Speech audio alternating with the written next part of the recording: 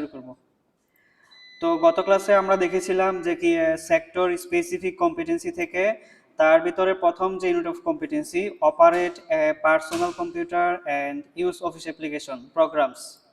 তো এটা কিভাবে করতে হয় সেটা আমরা গত ক্লাসে দেখেছিলাম। তো আজকে মূলত আমরা এর পরবর্তীতে যে ইউনিট অফ কম্পিটেন্সিটা আছে সেটা নিয়ে আজকে আমরা একটু জানবো। তো গত ইউনিট অফ কম্পিটেন্সির ভিতরে আমাদের যে সমস্ত বিষয়গুলো ছিল সেগুলো সম্পর্কে আমরা অবগত আছি, তাই না? সবাই কি আমার কথা শুনতে পারতেছেন? আচ্ছা, সবাই যে যে কাজ করতেছেন এই কাজগুলো একটু বন্ধ করে দেন। আমাদের এইগুলো আপনাদেরকে পড়ানোর উদ্দেশ্য হলো আমাদের যে এমসিকিউ যে কোশ্চেন আসে সব মূলত এর ভিতর থেকেই আসে, এবং আপনারা যাতে এবং এমসিকিউ এবং রিটেন পার্টের কোশ্চেনটার যাতে একটা স্পষ্ট ধারণা পান এবং কোন জায়গা থেকে আসে এটা যেন বলতে না পারেন, এই জন্য আমি আপনাদেরকে এটা দেখাচ্ছি। আর আমাদের সিএসটা হচ্ছে আমাদের একটা সিলেবাস। তো আজকে আমাদের আলোচনার বিষয় হচ্ছে সেক্টর স্পেসিফিক কম্পিটেন্সির ভিতর থেকে 2 নম্বর ইউনিট অফ কম্পিটেন্সি। সেই ইউনিট অফ কম্পিটেন্সিটার নাম হলো অপারেট অফিস অ্যাপ্লিকেশন সফটওয়্যার। কিভাবে অফিস অ্যাপ্লিকেশন সফটওয়্যার পরিচালনা করা যায়। আমরা কি এটা জানি যে অফিস অ্যাপ্লিকেশন সফটওয়্যার বলতে আমরা কি বুঝি? হ্যাঁ, গুড। সাজিদ বলছে যে অফিস অ্যাপ্লিকেশন সফটওয়্যার হচ্ছে কি? সবাই বলেন। Word, Excel, PowerPoint. তো এই সফটওয়্যারগুলো কিভাবে পরিচালনা করা যায় আজকে আমাদের টপিকের আলোচনার বিষয় হচ্ছে সেইটাই, ঠিক আছে? আচ্ছা, তো দেখেন অপারেট প্রথম এলিমেন্টস অফ কম্পিটেন্সিটা হচ্ছে অপারেট এ কম্পিউটার। কিভাবে একটা কম্পিউটারকে পরিচালনা করা যায় তার ভিতরে এই যে পিরিফেরাল ডিভাইস। পিরিফেরাল ডিভাইস বলতে আমরা কি ডিভাইসকে বুঝি? ওই যে মাউস, কিবোর্ড, এটা আমি গতকালকে আপনাদেরকে দেখাইছি। তারপরে হচ্ছে হার্ডওয়্যার যে সকল সফটওয়্যারগুলো এগুলা, ঠিক আছে? এইটা। তারপরে একটা সফটওয়্যার কিভাবে ইনস্টল করা যায় সেটা আমি দেখাইছি, .exe ফাইল থেকে কিভাবে একটা সফটওয়্যার ইনস্টল করা যায় সেই বিষয়টা, ঠিক আছে? তারপর ওয়ার্ড প্রসেসিং সফটওয়্যার ব্যবহার করে কিভাবে একটা ডকুমেন্টস লেখা যায়, কিভাবে একটা ডকুমেন্টসের অ্যালাইনমেন্ট করা যায়, কিভাবে একটা ছবি নিয়ে এসে ফরম্যাট করা যায়, কিভাবে একটা পেজের মার্জিন ঠিক করা যায়, কিভাবে একটা পেজকে এমএস ওয়ার্ড থেকে একটা পেজকে পিডিএফ এ সেভ করা যায়, কিভাবে ডক ডক ফাইলে সেভ করা যায়, এগুলো আমরা কি করছি, শিখেছি না? আচ্ছা, তারপরে আমরা এক্সেল শিটে এটা শিখেছি যে কিভাবে কিভাবে কি যোগ বিয়োগ গুণ ভাগ এগুলো করা যায়, তাই না? কিভাবে তারপরে একটা চার্ট ক্রিয়েট করা যায় এবং এক্সেল থেকে লিংক করে কিভাবে ওয়ার্ডে নিয়ে আসা যায় এবং পাওয়ার পয়েন্টে লিংক করে নিয়ে যাওয়া যায়, এটা আমরা শিখেছি। তারপরে প্রেজেন্টেশন সফটওয়্যার ব্যবহার করে কিভাবে একটা সুন্দর প্রেজেন্টেশন তৈরি করা যায় সেটা আমরা শিখেছি, এবং এর ভিতরে প্রেজেন্টেশনের ভিতরে ইমেজ থাকতে পারে, ইলাস্ট্রেশন থাকতে পারে, লেখা থাকতে পারে, টেবিল, সিম্বল, এছাড়াও আরো অনেক ধরনের বিষয়বস্তু থাকতে পারে। যেরকম আপনি একটা প্রেজেন্টেশন আজকে তৈরি করছেন এবং এটা সবার সামনে উপস্থাপন করবেন। এখন এই প্রেজেন্টেশনটা যখন উপস্থাপন করবেন তখন এই প্রেজেন্টেশনটার ভিতরে আপনি বিভিন্ন ভিডিও অ্যাড করতে পারেন, ছবি অ্যাড করতে পারেন, চার্ট অ্যাড করতে পারেন, ঠিক আছে? তো এখন আমরা যে এলিমেন্টস অফ কম্পিটেন্সি নিয়ে কথা বলবো সেটা হলো প্রিন্ট এ ডকুমেন্ট। এই যে আমরা গত ক্লাসেও দেখাইছিলাম কিভাবে একটা ডকুমেন্টকে কি করা যায়, প্রিন্ট করা যায়। তো প্রিন্ট কিভাবে করা যায় এইটা দেখার আগে আমরা এখানে কি কি লেখা আছে এই লেখাগুলো একটু পড়ি, তাহলে আমরা যখন প্রিন্ট করব, প্রিন্ট করার প্রিভিউ যাব, তখন এটা আমাদের দেখতে খুবই সহজ হবে এবং বুঝতে সহজ হবে। তো কি লেখা আছে আমি যদি একটু পড়ার চেষ্টা করি। Printer is connected with computer. এখন অবশ্যই প্রিন্টারটা কম্পিউটারের সাথে কি করতে হবে, কানেক্টেড থাকতে হবে, না এখন না হয় আপনি কি দিয়ে প্রিন্ট করবেন। এখন প্রিন্টার যে কানেক্টেড থাকবে প্রিন্টারের একটা নিজস্ব ড্রাইভার আছে, ওই ড্রাইভারটাও ইনস্টল করতে হবে। যে মডেলের প্রিন্টার থাকে ওই মডেলের লিখে ইন্টারনেটে সার্চ করলে কম্পিউটারের ড্রাইভার কি করা যায়, পাওয়া যায়। তারপরে ওইটা ইনস্টল করলে ওই কম্পিউটারটার সাথে আমার কি, ওই কম্পিউটারটার সাথে আমার প্রিন্টারটা কানেক্টেড হয়ে যায়। বুঝতে পারছি? আর এটাও দেখাবো একটু পরে। তারপরে প্রিন্টারের পাওয়ার অন আছে কিনা এটা চেক করতে হবে। এই যে যেটা বললাম প্রিন্টার ইনস্টল অ্যান্ড অ্যাডেড, মানে আমার ডিভাইস থেকে প্রিন্টার অ্যাড করতে হবে। তারপরে প্রিন্টারের পেপার সাইজ ঠিক করতে হবে, যেটা কিনা আমরা একটু পরেই দেখতেছি। তারপরে কারেক্ট প্রিন্টার সেটিং, মানে প্রিন্টের যখন প্রিন্ট হবে, ধরুন আমি এখন পেজ আছে, পেজ প্রিন্ট করব 5টা, এখন দিয়ে দিলাম 1 থেকে 5, তাহলে তো 6 নম্বর পেজটা কি হলো, বাদ গেল। আবার আমি প্রিন্ট করব হচ্ছে শুধু 6 নম্বর পেজ, তাহলে 6 নম্বর পেজ সিলেক্ট না করেই অল প্রিন্ট দিয়ে দিলাম, তাহলে কি হলো 1 থেকে 6 নম্বর পেজ সবগুলো প্রিন্ট হয়ে গেল, তাহলে আমার কাগজটা নষ্ট হলো না, 5টা পেপার। আবার অনেক সময় আমরা কাগজ বাঁচানোর জন্য both paper both side print করি, মানে প্রিন্টার লেখাই থাকে প্রিন্ট বোথ সাইড, ঠিক আছে। তারপরে এখান থেকে দেখেন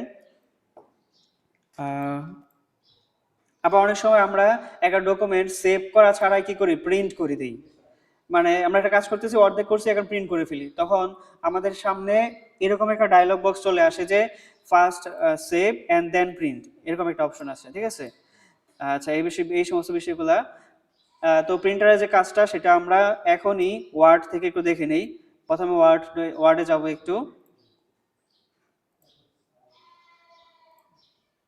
আচ্ছা, ধরেন আমি এখান থেকে এই ডকুমেন্টটাকে আমি প্রিন্ট করতে চাই, এখন কি করব, আমি দুইভাবে প্রিন্ট করতে পারি, একটা হচ্ছে কিবোর্ড থেকে কন্ট্রোল পি এর মাধ্যমে প্রিন্ট প্রিভিউ আসা যায়, অথবা এখান থেকে ফাইল থেকে প্রিন্ট লেখা আছে, দেখেন এই যে প্রিন্টে যাওয়ার পরে আমাদের সামনে এইরকম একটা ডায়লগ বক্স চলে আসবে, এই যেরকম একটা সেটিং চলে আসবে। এখন এখান থেকে কোন সেটিংটার কাজটা কি, চলুন আমরা সবাই একসাথে আবারও দেখে নিই। হ্যাঁ, আমি জানি এখানে অনেকে জানেন, তারপরে আমি আবার দেখাচ্ছি। দেখেন প্রথমে লেখা আছে প্রিন্ট, মানে এই অপশনে ক্লিক করলে আপনি সরাসরি প্রিন্ট করতে পারবেন, মানে প্রিন্ট হয়ে যাবে। তার ডান থেকে লেখা আছে কপি, মানে আপনি কয় কপি আজকে প্রিন্ট করবেন। ফর এক্সাম্পল 1 কপি প্রিন্ট করব, এখানে যদি 10 কপি প্রয়োজন হয় আপনি এখানে লিখে দেবেন কত, 10, তাহলে 10 কপি প্রিন্ট হয়ে যাবে। তারপর দেখেন এখানে লেখা আছে প্রিন্টার, এই যে একটু আগে যে আমরা পড়ে আসছি, প্রিন্টারটাকে অবশ্যই কম্পিউটারের সাথে কি করতে হবে, কানেক্ট করতে হবে। এখন প্রিন্টারটার পাওয়ার সুইচ অন করতে হবে, 1 নাম্বার কাজ। 2 নাম্বার কাজ হলো প্রিন্টারের সাথে একটা কেবলের মাধ্যমে কম্পিউটারের সাথে কানেক্ট করতে হবে, 2 নাম্বার কাজ।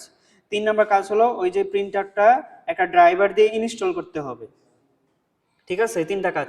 তারপর এখান থেকে যে প্রিন্টার আসবে ওইটা এখান থেকে সিলেক্ট করে দিয়ে প্রিন্ট সেটিং এ ক্লিক করতে হবে। এখন চলে আসি একটু নিচে সেটিং এ, এখানে দেখেন লেখা আছে প্রিন্ট অল পেজ। তো অল পেজ মানে একটা ডকুমেন্টের ভিতরে যদি 2টা পেজ থাকে 2টাই প্রিন্ট হবে, যদি 5টা পেজ থাকে তাহলে 5টা পেজই প্রিন্ট হবে। আর এখানে দেখেন 2 নাম্বার অপশনটা লেখা আছে প্রিন্ট কারেন্ট পেজ মানে আমার মাউস কার্সার যে পেজে থাকবে, কি বলছি, মানে মাউস কার্সার যে পেজে থাকবে ওই পেজটা প্রিন্ট করার জন্য আমি কি করব, প্রিন্ট কারেন্ট পেজ, মানে নির্দিষ্ট একটা পেজ সিলেক্ট করে ওইটাই প্রিন্ট করব। তারপরে এর নিচে যদি আরেকটা যাই, দেখেন লেখা আছে কি কাস্টম প্রিন্ট। এই কাস্টম প্রিন্ট থেকে ধরেন আমি আমার একটা ডকুমেন্টে পেজ আছে 20টা, এখন আমি প্রিন্ট করতে চাই 10 থেকে 11 পর্যন্ত, এই 2টা পেজ। তো এখান থেকে লিখে দেবো 10,11 এই 2টা, অথবা আমি এখান থেকে এভাবেও লিখতে পারি, ধরেন আমি 11 থেকে 20 প্রিন্ট করব, অথবা এখানে লিখে দেবো 11, এই যে এই চিহ্নটা দিয়ে বুঝে দেবো যে 20, 11 থেকে 20 পর্যন্ত প্রিন্ট হবে। অথবা এখানে আরেকটা অপশন আছে, এখানে দেখেন 2টা অপশন আছে, ওয়ানলি প্রিন্ট অড পেজ, এবং নিচে লেখা আছে ওয়ানলি প্রিন্ট ইভেন পেজ। এখন অনেক সময় আমরা 1, 3, 5, 7 এভাবে বিজোড় সংখ্যা প্রিন্ট করি না, এই বিজোড় সংখ্যা এবং জোড় সংখ্যা এইটা প্রিন্ট করার জন্য হচ্ছে এই 2টা সেটিং। যে শুধু বিজোড় সংখ্যা প্রিন্ট করতে চাই, এখানে লিখে দিব 1, 3, তারপরে যতগুলো পেজ থাকে আর কি ততগুলা। আর যদি জোড় সংখ্যা প্রিন্ট করতে চাই, ওই যে এখান থেকে ওইটা যখন আমি প্রিন্ট করব, তখন আমি শুধু 10 আর 20 করতে চাই, হ্যাঁ 10 পেজটা 10 নাম্বার পেজ আর 20, হ্যাঁ, তাহলে তো এই যে এখান থেকে এই যে কাস্টম প্রিন্টে ক্লিক করবেন 10, 20, এই যে 10, 20, না না, শুধু 10 আর শুধু 20 হবে, এই 2টা পেজই হবে। হ্যাঁ হ্যাঁ হ্যাঁ, তাহলে 10 থেকে 20 হবে, মানে আমি যদি রেঞ্জ দিয়ে দিই যে 11 থেকে 20, তাহলে 11 থেকে 20 হবে। আর যদি আমি এখানে কমা দিয়ে লিখে দিই 10, 20, তাহলে শুধু 10 নাম্বার আর 20 নাম্বারের প্রিন্ট হবে। আশা করি বুঝতে পারছেন, ঠিক আছে। তারপরে এখানে দেখেন লেখা আছে এই সেটিংটাই লেখা আছে, দেখেন এই যে প্রিন্ট ওয়ান সাইডেড, শুধুমাত্র এক সাইডে যদি আমি প্রিন্ট করতে চাই, মানে পৃষ্ঠা তো উভয় পৃষ্ঠায় থাকে না, উভয় পাশে যদি কখনো আমি এক সাইডে প্রিন্ট করতে চাই তাহলে কি সিলেক্ট করব, প্রিন্ট অনলি ওয়ান সাইড। আর যদি আমি 2 সাইডে প্রিন্ট করতে চাই, এখানে লেখা থাকবে both side print, both side মানে 2 পেজে প্রিন্ট হবে, ধরেন 2টা পৃষ্ঠা, হ্যাঁ এক পাতার ভিতরে প্রিন্ট হয়ে যাবে। ফর এক্সাম্পল এখানে যদি আমি একটু দেখাইতে চাই, এই দেখেন এখানে একটা পেজ না, এটা আমি যদি বোথ সাইড দিয়ে দেই তাহলে 2টা পেজে যদি লেখা থাকে এই পাশে চলে আসবে দ্বিতীয় পেজটা, মানে একটা পাতার ভিতরে 2 সাইড। বুঝতে পারছেন? আচ্ছা আশা করি বুঝতে পারছেন। তাহলে দেখেন নিচের সেটিংয়ে যদি আমরা একটু যাই, এখানে দেখেন লেখা আছে কালেক্টেড। এটা তেমন কাজে আসে না। ওই যে আমরা এখান থেকে দেখাইলাম যে রেঞ্জ দিয়া ওয়ার্ডপ্রেস বা মানে সিঙ্গেল পেজ এখান থেকে সিলেক্ট করা যায়। তারপর দেখেন লেখা আছে ওরিয়েন্টেশন। এখানে যদি আমি পোর্ট্রেটে প্রিন্ট করি তাহলে আমাদের প্রিন্টটা আসবে কিরকম, লম্বালম্বি ভাবে। আর যদি ল্যান্ডস্কেপে প্রিন্ট করি তাহলে কি হবে, এভাবে আসবে। এখানে দেখেন এই যে এখান থেকে এটা ল্যান্ডস্কেপ দিলে ল্যান্ডস্কেপ আসবে, আর পোর্ট্রেট দিলে পোর্ট্রেট আসবে। তারপর দেখেন নিচে দেখেন পেপার সাইজ, এখান থেকে আমি আমাদের বাংলাদেশে বেশিরভাগ সময় A4 পেপার সিলেক্ট করে প্রিন্ট করা হয়। এখন আপনি এখান থেকে A4 পেপারের সাইজটা দেখে নিন, 8.27 ইঞ্চি বাই 11.69 ইঞ্চি, ঠিক আছে এটা। আচ্ছা তারপর দেখেন এখানে লেখা আছে কি মার্জিন, এই যে পেজের যে সাইডে যে বরাবর যে মার্জিনটা থাকে সেই মার্জিনগুলো এখান থেকে আছে, আপনারা এখান থেকে দেখে নেবেন কোন সময় কোনটা প্রয়োজন পড়ে।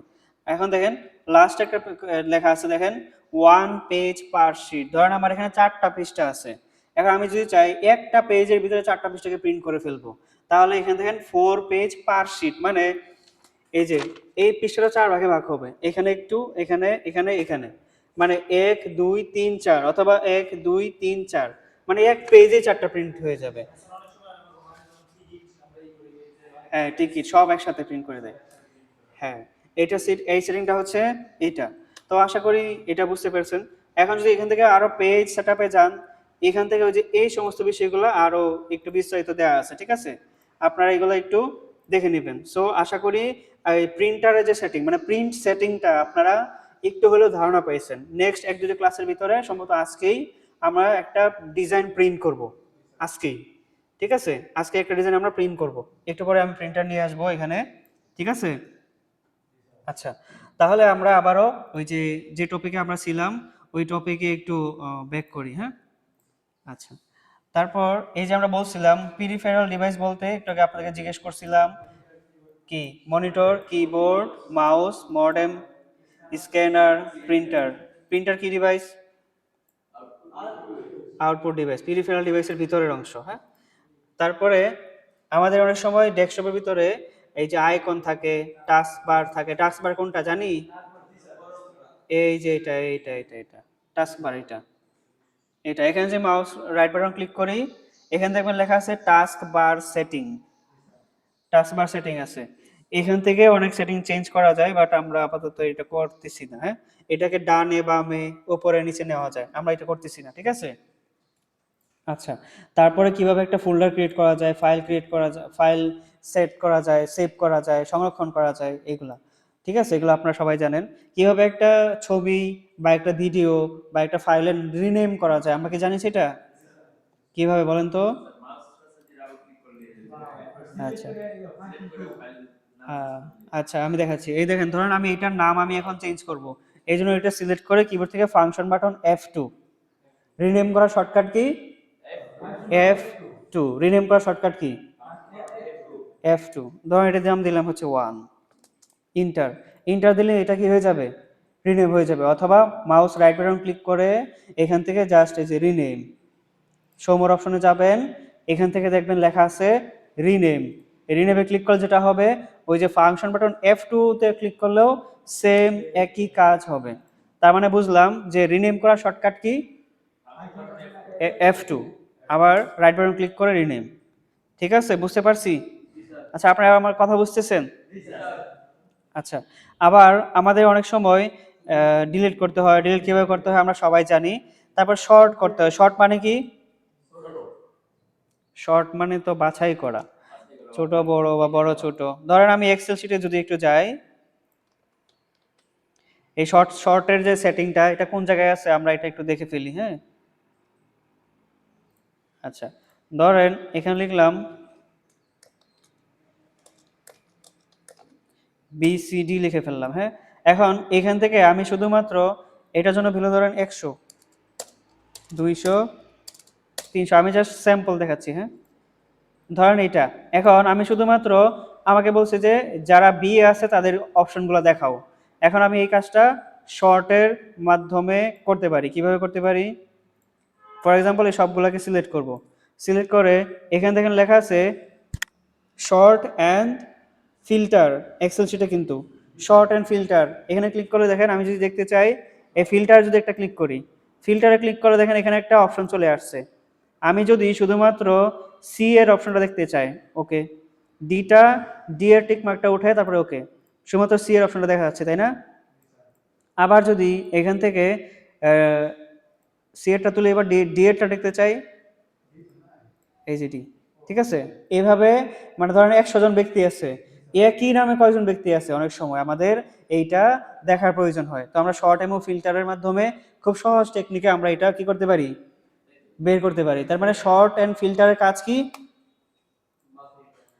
বাছাই করা বা হচ্ছে যে খুঁজে বের করা। আচ্ছা, কিভাবে শর্ট এন্ড ফিল্টার অ্যাপ্লাই করা যায় আমি সেটা যদি আবার একটু দেখাইতে চাই। এ ধরেন এখান থেকে আমি শর্ট এন্ড ফিল্টার করব। হ্যাঁ, তো আমি যে সেলে বা যে রোতে যে কলামে শর্ট এন্ড ফিল্টার অ্যাপ্লাই করব সেই রো বা কলামটা সিলেক্টেড করব, করে এখান থেকে যাব আমরা শর্ট অ্যান্ড ফিল্টার। এই শর্ট অ্যান্ড ফিল্টারে চলে যাব, এখান থেকে জাস্ট ফিল্টারে ক্লিক করে দেব, ঠিক আছে? ফিল্টার। এখন এখান থেকে দেখেন এই যে ফিল্টারের যে অপশনটা সেটা চলে আসবে। এখানে যদি আরও কোনো নাম্বার থাকতো সেই নাম্বার করে সুন্দরভাবে এই জায়গায় চলে আসতো, ঠিক আছে? এখন আমি ধরেন ডিএটা, সি এরটা দেখতে চাই, জাস্ট সি, মানে যেটা দেখতে চাই না সেই বক্সটা থাকবে খালি, বুঝতে পারছি? তারপরে ওকে, এই যে সি এটা, ঠিক আছে? তো এটা অনেক সময় অ্যাপ্লাই করার প্রয়োজন পড়ে। তো তাহলে আমরা সরাসরি আবারও যে জায়গায় ছিলাম সেই জায়গায় চলে যাই। আচ্ছা, আমরা অলরেডি শিখেছি যে কিভাবে টাইপিং করা যায়, তাই না? বাংলা এবং ইংরেজি কিভাবে টাইপিং করা যায়। তারপরে কিভাবে ওয়ার্ড প্রসেসর সফটওয়্যার, বলতে ওয়ার্ড প্রসেসিং সফটওয়্যার নাম কি দুইটা, মানে দুইটা ওয়ার্ড প্রসেসিং সফটওয়্যার নাম কি কি বলেন তো? এক্সেল কেন হবে?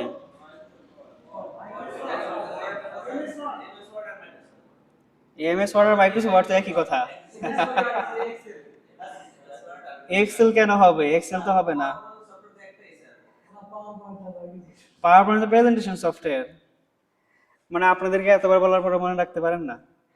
আচ্ছা আমি বলতেছি, ওয়ার্ড প্রসেসিং সফটওয়্যার যদি অফলাইনে বলেন মাইক্রোসফট ওয়ার্ড, আর যদি অনলাইন বলেন তাহলে Google Doc. Google Doc, Google Doc কিভাবে কাজ করে আমি যদি একটু দেখাইতে চাই। আপনারা সবাই জিমেইল লগ ইন করার পরে এখানে সার্চ করবেন গুগল ডক। আচ্ছা, হ্যাঁ, ও আমাদের তো নেটই নেই। আচ্ছা, গুগল ডক এখানে সার্চ করবেন। হ্যাঁ, এখানে সার্চ করবেন গুগল ডক, মানে সেম মাইক্রোসফট ওয়ার্ডের মতো একটা অপশন চলে আসবে, সেটাই কি গুগল ডক, একটা ওয়ার্ড প্রসেসিং সফটওয়্যার। আর দুটো স্প্রেডশিট সফটওয়্যার নাম বলেন তো? এই যে এক্সেল আর গুগল শিট। আর যদি জিজ্ঞেস করি প্রেজেন্টেশন সফটওয়্যার নাম, পাওয়ার পয়েন্ট আর গুগল স্লাইড। হ্যাঁ, এই তো। তাড়াতাড়ি ভুলে গেলে হবে? আচ্ছা, আমরা এখন তাহলে দেখেন, আপনি এই যে যখন কাজ করবেন ওয়ার্ড এক্সেল পাওয়ার পয়েন্টে যখন কাজ করবেন, এস সর আপনাকে কি জিজ্ঞেস করবে?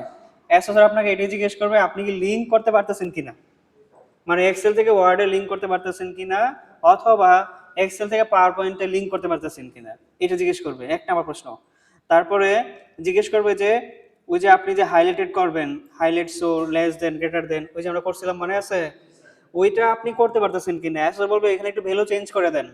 তখন উনি এটা চেক করবে যে আসলে আপনি সূত্রের মাধ্যমে বা কন্ডিশনের মাধ্যমে কাজটা করছেন নাকি কপি করে বসিয়ে দিচ্ছেন। তো এটা একটু চেক করবে, ভ্যালিডেশন করবে। তো এই ভ্যালিডেশন করার সময় আপনাকে কয়েকটা কোশ্চেন করবে, মানে আপনি কি সমস্যায় পড়বেন এটা সলভ করতে হবে, এটাই হলো কাজ, ঠিক আছে? আবার অনেক সময় আপনাকে বলবে যে পাওয়ার পয়েন্টে একটা অ্যানিমেশন অ্যাপ্লাই করেন এবং এটা সব স্লাইডে হবে। তো কিভাবে অ্যাপ্লাই করবেন এটা?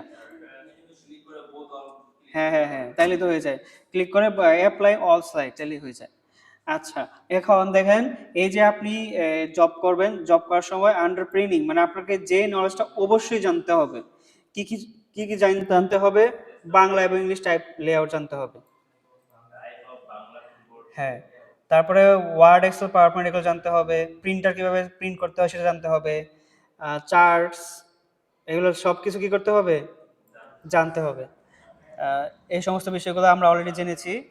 তারপর আপনি যে কাজটা করবেন, আপনার আশপাশে বিষয়বস্তু দেখবেন একটু, ইলেকট্রিসিটি আছে কিনা বা সবাই কিভাবে কাজ করতেছে, সবার বিহেভিয়ার, মেন্টালিটি, এই সমস্ত কি করবেন?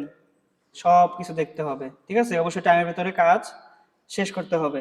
এবং আপনি কাজ করতে হলে যে সমস্ত রিসোর্স লাগবে, সমস্ত রিসোর্স কি করবে? অ্যাসেসর দিয়ে দিবে। তারপরে এই ইউনিট অফ কম্পিটেন্সি থেকে যখন কোশ্চেন আসবে তখন রিটেন, ওরাল, ডেমনস্ট্রেশন তিনভাবেই কোশ্চেন আসে। তো এই ছিল আমাদের আজকের যে ইউনিট অফ কম্পিটেন্সি সেটা। তো এখন আমি আপনাদেরকে আরেকটু, আমার কাছে আরেকটা শিট আছে বানানো আছে, আমি এটা আপনাদেরকে একটু দেখাইতে চাই। এটা না,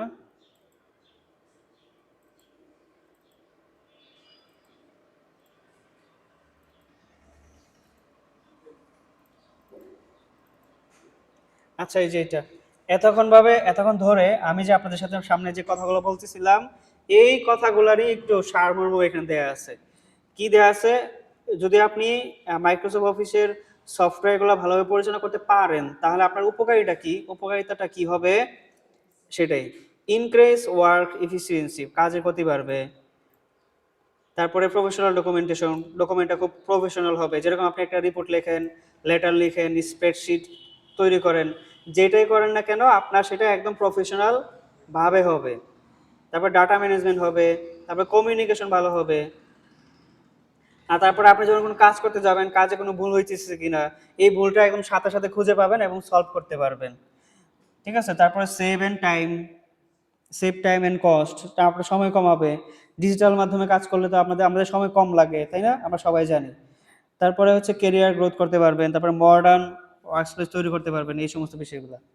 আচ্ছা, এখন আমরা দেখি যে ওয়ার্ড প্রসেসিং সফটওয়্যার ব্যবহার করে আমরা কি কি কাজ করতে পারি। ওয়ার্ড প্রসেসিং সফটওয়্যার আমরা জানি কি,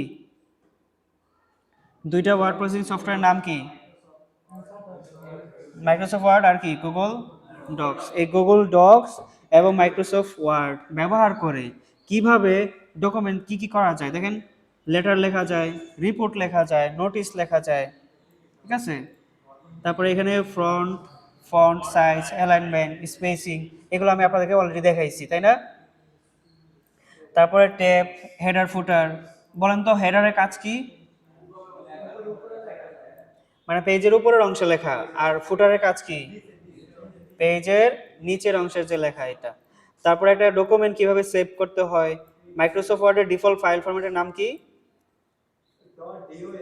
.docx। তারপরে প্রিন্টিং কিভাবে করা যায় সেটা আমরা আজকেই দেখব। কিভাবে পিডিএফ এ সেভ করা যায় সেটা দেখব, হ্যাঁ? ঠিক আছে? আচ্ছা।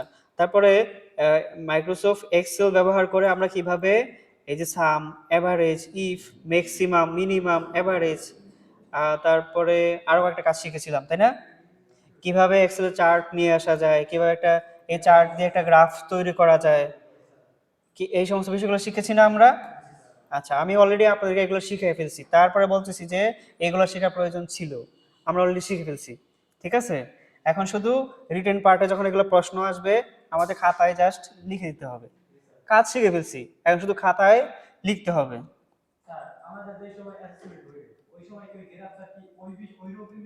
হ্যাঁ, ওইরকমই আসবে, সিমিলার।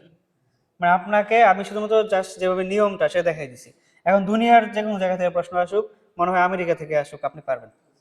ঠিক আছে, হ্যাঁ হ্যাঁ, ওই যে আপনাদের একটা স্লাইড দেওয়া হয়েছিল না, যে ওইটার মতো সিম্পল এরকম কোশ্চেন আসবে। ঠিক আছে, আচ্ছা। তারপরে পাওয়ার পয়েন্ট ব্যবহার করে কিভাবে প্রেজেন্টেশন তৈরি করা যায়, এই সমস্ত বিষয়গুলো। তারপরে আমি এটা দেখাইছিলাম যে ইমেল ম্যানেজমেন্ট, ইমেলে দেখাইছি কিভাবে ইমেল সিগনেচার সেট আপ করা যায়। তারপরে মিটিং কিভাবে ক্রিয়েট করা যায়, মিটিং দেখাই নাই, এটা দেখাই না, এটা দেখাইতে হবে।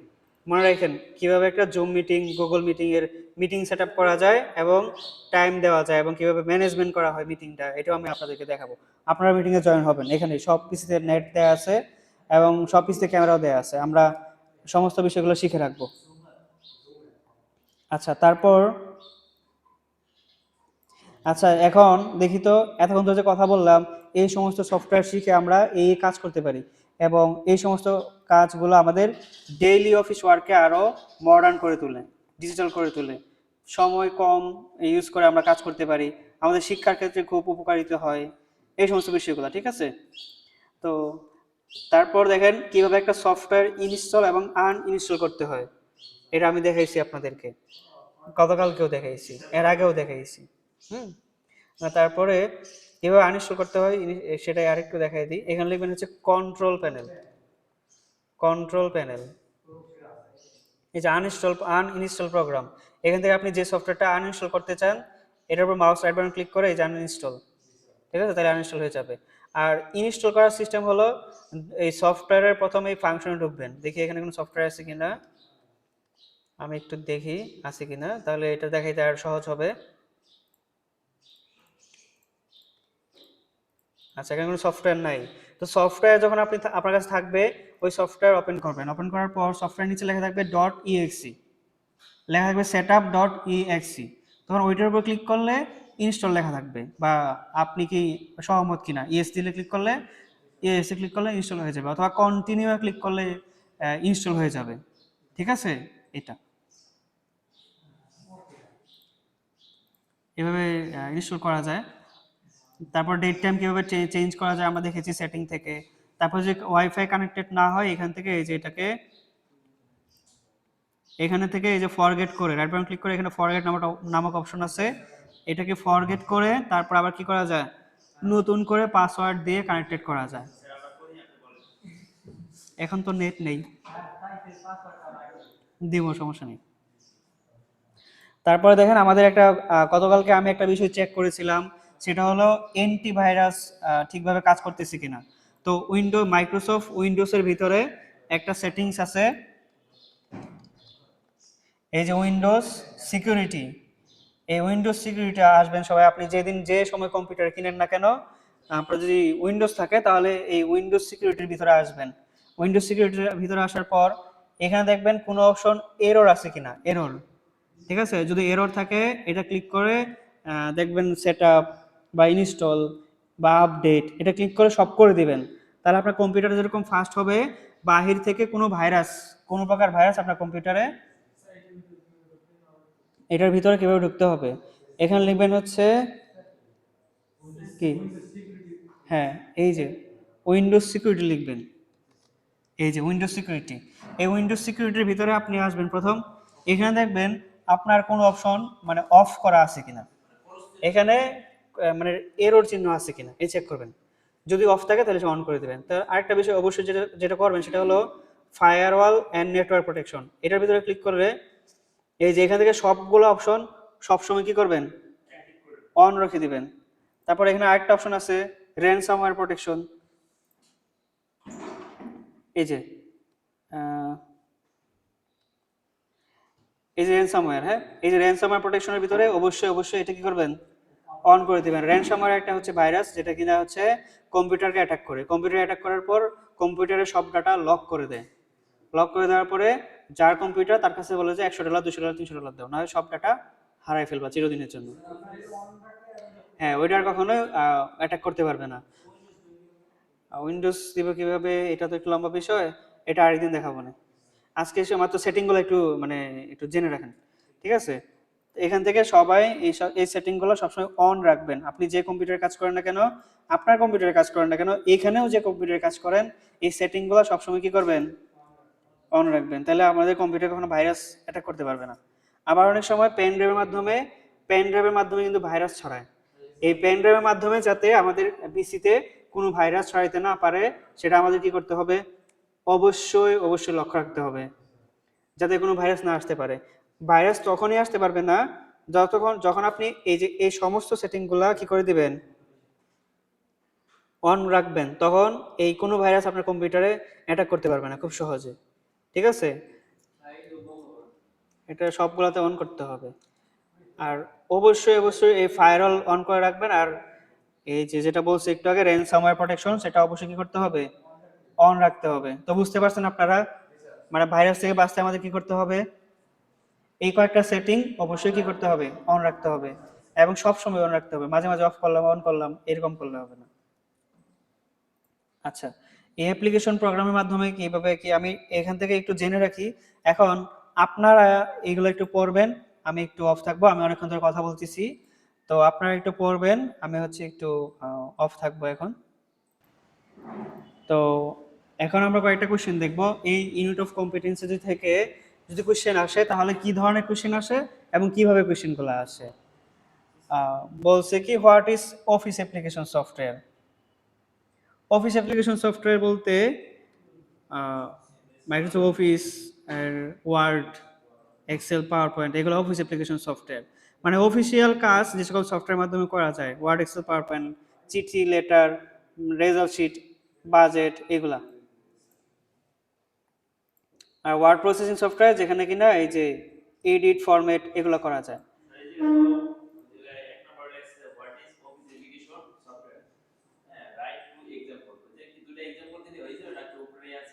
ওইটা লিখলে লিখতে পারেন, সমস্যা নেই, এগুলো লিখলেও হবে। আচ্ছা, তারপর বলছে যে mention two common feature of MS Word. Feature বলতে এমএস ওয়ার্ডের যে কোনো দুইটা কাজ, যে কোনো দুইটা কাজ হতে পারে টেক্সট ফরম্যাটিং মানে লেখার সাইজ বড় করা ছোট বড় করা, তারপরে ইনক্রিজিং টেবিল মানে টেবিলের সাইজ ছোট বড় করা বা ইমেজের সাইজ ছোট বড় করা। মানে বলছে যে এমএস ওয়ার্ডের দুইটা কাজ, যে কোনো দুইটা কাজ এমএস ওয়ার্ডের। কি সাজিদ ঘুম ধরতেছে? হ্যাঁ একটু, আচ্ছা একটু আজকে তো ওয়েদারটা একটু মানে রোদ উঠে না, এই একটু অন্যরকমই। হ্যাঁ। আচ্ছা, এই সবগুলো লাইট জ্বালা দেন তো, লাইট জ্বালা দেন, তাই ঘুম ধরবে না। হ্যাঁ। আচ্ছা, তারপর বলছে যে হোয়াট ইজ স্প্রেডশিট সফটওয়্যার। এই যে একটু আগে যেটা বললাম, যে সফটওয়্যারটা দিয়ে আমরা হিসাব নিকাশ করতে পারি সেটাই স্প্রেডশিট সফটওয়্যার।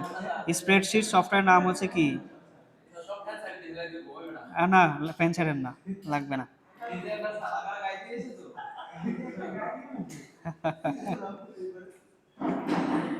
আচ্ছা আচ্ছা, এখানে কিছু কোশ্চেন আসে, আপনারা এটা দেখবেন। আর যারা হচ্ছে যে ভিডিওটা দেখবে তারাও হচ্ছে এগুলো একটু পড়ার চেষ্টা করবে, তাহলে মানে এই স্লাইড থেকে যে সকল প্রশ্নগুলো আসে আপনাদের একটা আইডিয়া হবে। হ্যাঁ দেওয়া হয়েছে। আচ্ছা, দেখেন বলছে 9 নম্বর question, what is importance of saving file in office application. কেন ফাইলগুলো সেভ করার প্রয়োজন, কেন প্রয়োজন আপনারা বলেন তো।